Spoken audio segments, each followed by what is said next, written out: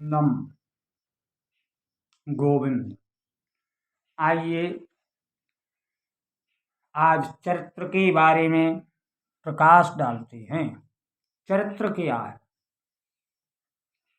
कैसे इसे धारण किया जाए और कैसे जाना जाए कि मेरा चरित्र उज्जवल है। क्योंकि चरित्र सबसे बड़ा भूषण है, सबसे श्रेष्ठ वस्त्र है चरित्र। चरित्र से अच्छा कोई वस्त्र भूषण नहीं है। क्योंकि राम अवतार में चरित्र पर ही विशेष जोर दिया गया है। रामचरित्र मानस, मनुष्य का चाल चलन कैसा होना चाहिए, जैसा राम का चरित्र था। इसे सही भाषा में समझते हैं, क्योंकि भाषा का अंतर होने से तमाम लोगों के समझ में ही नहीं आता। जैसे शादी के समय 7-5 वचन संस्कृत में बोल दिए गए, व्यक्तियों को संस्कृत का बोध नहीं, मालूम ही नहीं कि वह 7-5 वचन क्या हुए थे, इसलिए उन्हें उनकी भाषा में बता देना ही उचित है। आइए अग्नि को साक्षी मानकर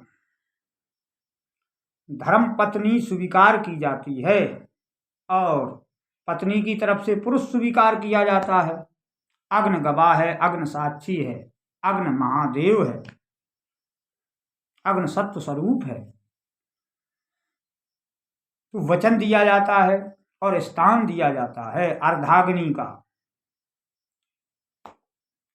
जो मैंने वचन दिया है, जो स्थान दिया है, जो मैंने दान दिया है, वह दूसरे का हो गया, फिर मैं उसका दुरुपयोग करता हूँ, चोरी करता हूँ, वह स्थान किसी दूसरे को देता हूँ, दूसरे को देने की इच्छा करता हूँ, यही अन्याय है, यही चरित्रहीनता है। अंतःकरण में अर्धाग्नि का जो स्थान है वह किसी दूसरी स्त्री को नहीं मिलना चाहिए। यह पुरुष लिंग से साबित है और स्त्रीलिंग से दूसरे पुरुष को नहीं मिलना चाहिए। यह चरित्र है। यदि कोई ऐसा करता है तो वह चोर है, मिथ्यावादी है और उसने अपने वचनों को देकर उन वचनों पर ख्याल ही नहीं किया, तो फिर चरित्र कैसे होगा। यदि कोई व्यक्ति पर स्त्री से रमण करना चाहता है और चरित्र को भी रखना चाहता है, तो अपनी पत्नी के द्वारा, अपनी पत्नी के इच्छा के द्वारा ऐसा कर सकता है, तो उसका चरित्र नहीं गिरेगा। यदि पत्नी से छिपकर पर स्त्री रमण करता है तो चोर है और चरित्र से गिर गया। क्योंकि वो स्थान जिसका है वो किसी को दे दे तो कोई अपराध नहीं। ऐसे ही स्त्री यदि किसी पर पुरुष से रमण करना चाहें तो उसके पति की इच्छा के अनुसार यदि ऐसा होता है तो चरित्र नहीं गिरेगा, क्योंकि वह स्थान उसका है, वो किसी को देना चाहे तो दे सकता है। इस प्रकार से दोनों लिंगों की विशेषता है। जो वस्तु जिसकी है उसी के द्वारा दी जाए। मेरी थी, मैंने किसी को दे दी, अब उसकी हो गई, अब उसके द्वारा दे दी जाए तो उसमें कोई मिथ्यावाद नहीं है, कोई झूठ नहीं है, कोई असत्य नहीं है। पर यदि उसके बिना इच्छा के दे दी जाए तो ऐसा असंभव है। पर ये भी बात सिद्ध है कि कोई भी स्त्री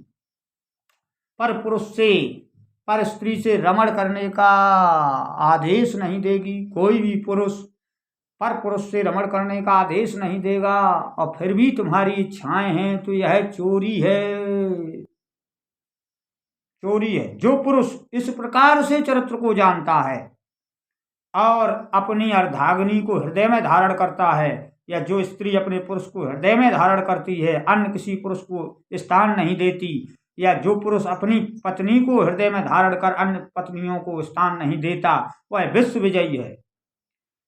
वह समाज में संसार में, सत्संग में और लोक परलोक जाने में भी पराजित नहीं होगा, विजय को प्राप्त होगा।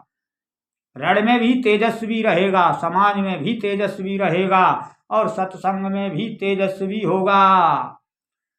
अन्यथा चरित्रहीन व्यक्ति या स्त्री कहीं भी तेज को प्राप्त नहीं होती।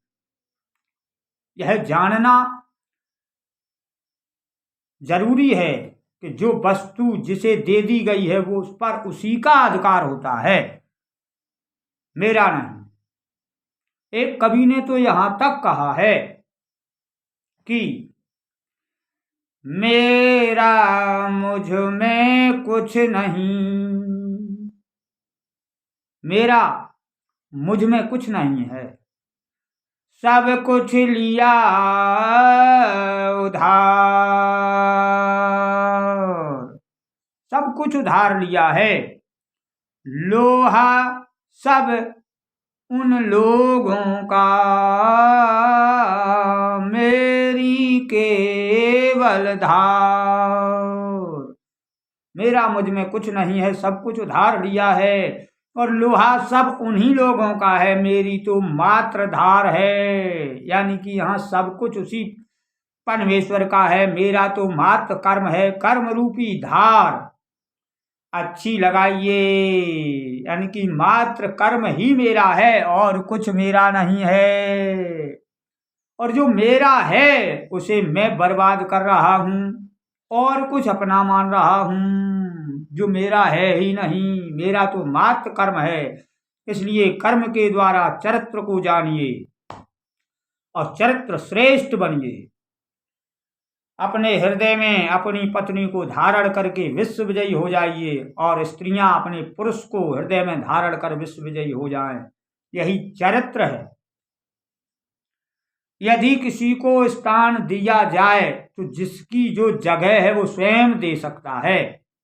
स्त्री दूसरे स्त्री को यदि वो स्थान दे दे तो पुरुष को कोई अपराध नहीं। पुरुष यदि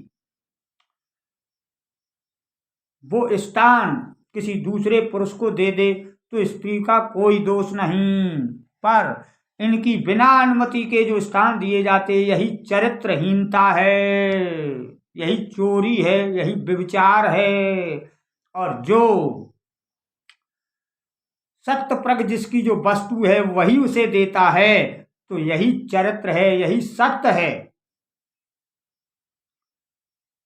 इसलिए इस बात को अच्छी तरीके से जानकर चरित्रभान हो जाइए।